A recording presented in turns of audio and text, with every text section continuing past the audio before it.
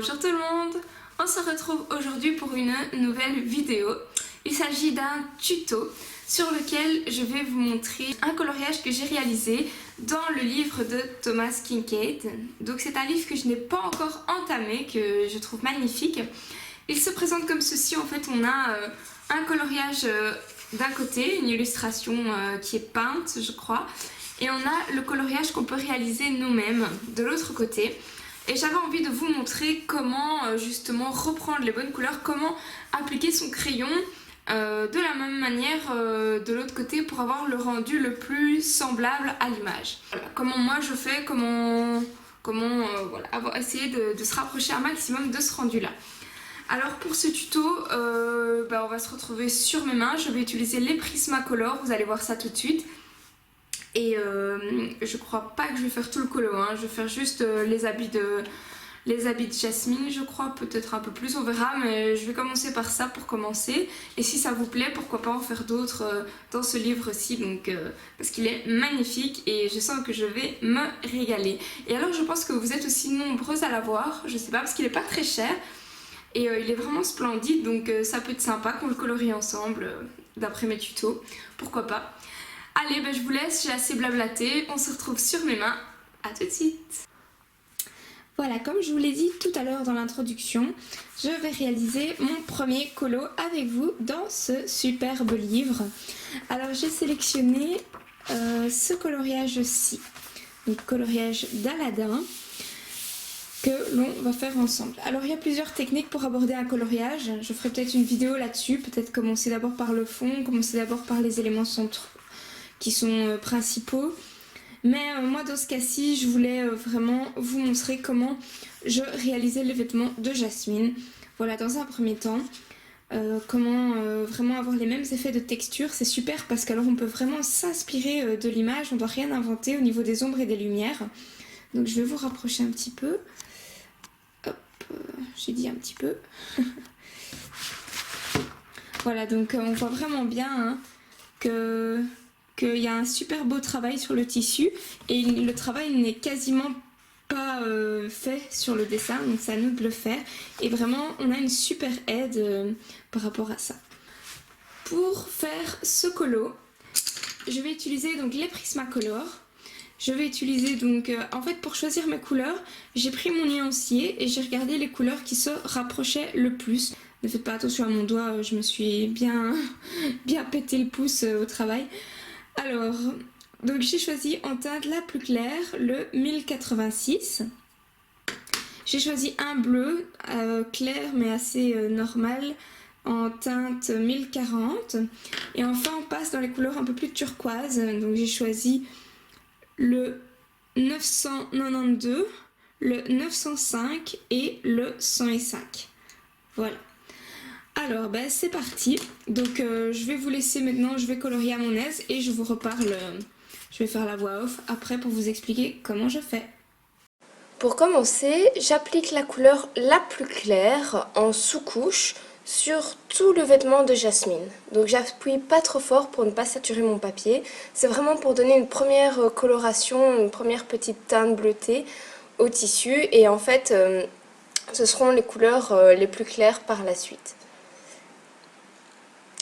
Donc je n'ai pas besoin de m'appliquer, vraiment j'applique ma petite couche comme ça, vite fait, sur l'ensemble du vêtement. À ce stade-ci, je ne regarde pas spécialement encore vraiment la page d'à côté, juste là où il y a le bleu, quoi. Il n'y a pas encore de travail d'ombrage. Ensuite, je vais venir prendre une autre teinte. Et là, donc, je prends la plus foncée pour vraiment venir marquer toutes mes ombres. On les voit assez bien sur l'image, donc je vous les montre ici. Et c'est ça que je vais venir, dans un premier temps, dessiner, venir travailler, pour vraiment marquer mes ombres. Alors là, par contre, je vais vraiment faire constamment un aller-retour avec mes yeux vers la page de gauche, vers l'exemple, pour vraiment me rapprocher au maximum de la réalisation. J'ai vraiment envie d'avoir un résultat qui se rapproche le plus parce que j'aime bien le rendu que ça donne et c'est pas forcément évident de pouvoir bien travailler ces ombres et de savoir comment les appliquer, etc. Donc c'est pour ça que allez, c'est hyper chouette à faire et on apprend quand même pas mal en recopiant comme ça. Donc c'est ça aussi un petit peu le but de ce colo. Donc si moi j'avais dû colorier ce coloriage là sans exemple, je n'aurais jamais fait mes ombres comme ça. Alors que ben c'est très réaliste et c'est très bien fait. Donc c'est pour ça que c'est... Maintenant c'est un travail vraiment de patience. Avec des sous-couches, beaucoup de teintes différentes. On passe d'un côté puis on repasse, on regarde régulièrement l'image d'à côté, voilà. Moi c'est vrai que c'est quand même un travail d'observation je trouve et de bons choix de couleurs. Là pour ma part, dans les Prismacolor, je trouve que j'ai quand même pas trop mal choisi mes couleurs, mais ce sont pas les couleurs pile poil exactes par rapport à l'image d'à côté. Donc est-ce que j'ai moi-même pas super bien choisi mes teintes ou est-ce qu'il n'y avait pas la teinte exacte, enfin je ne sais pas trop. Mais bon, c'est le premier coloriage que je fais dans ce livre-là, donc je vais encore m'entraîner bien évidemment. J'ai déjà fait Aladdin aussi. Je sais pas si je vais vous la mettre à la suite de cette vidéo, je verrai. Alors ensuite je prends une couleur intermédiaire, donc un turquoise un petit peu plus clair comme je vous avais présenté au début. Et ici je viens en fait prolonger ma zone d'ombre tout simplement pour un petit peu moins voir la démarcation entre la couleur foncée et la couleur claire. Donc pour prolonger les ombres de mon tissu tout simplement. Ici donc je prends la couleur bleue un petit peu plus normale parce que je vois en fait sur l'image d'à côté qu'il y a certaines zones où c'est un petit peu bleu et un petit peu moins turquoise. C'est très léger. Mais voilà, c'est des effets d'optique qui sont quand même importants à réaliser. Finalement, quand je regarde mon image, je ne regarde plus le vêtement de Jasmine, non, je regarde des zones de couleurs. Et j'essaye d'analyser des zones et de les reproduire le plus possible sur mon colo. Alors évidemment, je me suis rendu compte que j'avais oublié de faire son haut, son bandeau. Donc je repasse, mais de la même manière que tout à l'heure. D'abord avec mon crayon le plus foncé pour venir bien marquer les zones. Et ensuite avec mon plus foncé mais un petit peu plus clair hein, pour dégrader petit à petit mes zones d'ombre. Et je viens blender tout ça. Voilà. Alors il faut savoir aussi que sur le dessin, les zones sont très petites. Donc c'est pas toujours évident de tout reproduire en détail. Ça paraît grand comme ça, mais c'est vraiment petit. Alors ici, je me suis rendu compte en fait que sur l'image, sur les vêtements de Jasmine, on voit qu'il y a du jaune. Des reflets un petit peu jaunes de par le coucher de soleil à l'arrière et que moi je n'avais pas vu ça à la base. Donc en analysant mon dessin de prime abord, je n'avais pas vu qu'il y avait du jaune sur ces vêtements. Donc voilà, comme quoi je vous dis il faut vraiment regarder en zone de couleur. Et alors je viens donc avec mon Posca redéfinir quelques zones un peu plus claires pour pouvoir justement après appliquer ma couleur jaune pour avoir le même rendu qu'à côté. Donc partout là où il y avait un petit peu de jaune, c'est très léger, mais c'est important. Je trouve il fallait quand même le faire. Et donc voilà, je repasse pour avoir vraiment des belles zones de lumière. Et c'est vrai que dans ce cas-ci, comme ça, tant qu'il n'y a pas de fond, ça peut faire un petit peu bizarre. Mais je vous assure que quand tout le coloriage sera fini, ça va vraiment donner le même rendu qu'à côté. Et je trouve que ça donne vraiment bien. Ça fait les reflets du soleil qui se reflètent sur les vêtements. C'est vraiment très joli. Et ça, voilà, vous voyez, je ne l'avais pas vu dès le départ, quoi.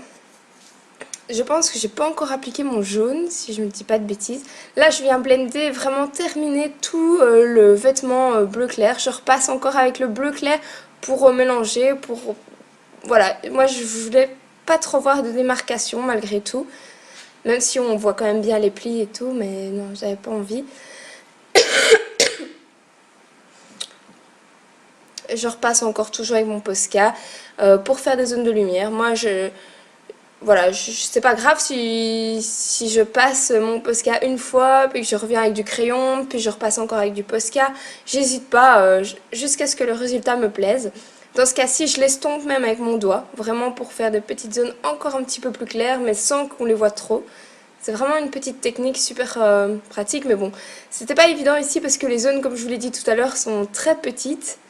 Pas toujours forcément évident et beaucoup de travail finalement pour une toute petite zone, quoi. Ça m'a pris énormément de temps et vous êtes quand même nombreux à voir ce livre, donc n'hésitez pas à aller voir, vous allez voir que finalement Jasmine elle n'est pas si grande que ça. Le livre il n'est pas très grand et alors pour les détails en dessous, pour la ville, là c'est encore c'est minuscule quoi, c'est encore autre chose.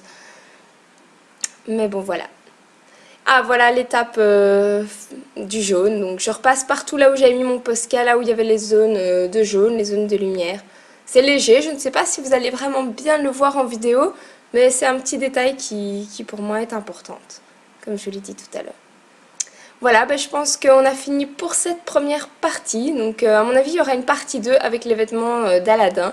Je vous remercie d'avoir regardé cette vidéo. Je vous fais plein de gros bisous et à très bientôt.